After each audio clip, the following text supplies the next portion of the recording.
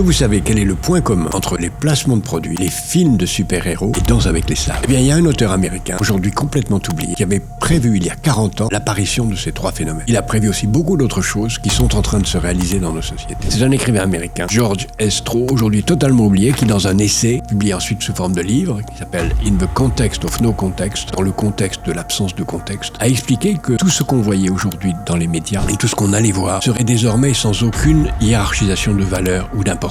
On mettrait en titre des choses sans importance et des choses très importantes, tant dans les journaux télévisés que dans les journaux écrits. Il en avait conclu que, parce que c'était ainsi, ça renvoyait au fait que la société américaine est une société qui régresse dans l'enfance et qui n'a plus connaissance de valeurs fondamentales, qui hiérarchise les choses et qui donne un sentiment que des choses sont plus importantes que d'autres. Et devenant une société enfantine, tout naturellement, ces héros seraient forcément des héros de bande dessinée, des super-héros. Il a compris, bien avant tout le monde, l'importance qu'allait avoir la télévision, les écrans en général et les médias de masse. Quand dans une société, il y a un tel nivellement des valeurs, une telle absence de hiérarchie, on est sûr que la barbarie est au coin de la rue.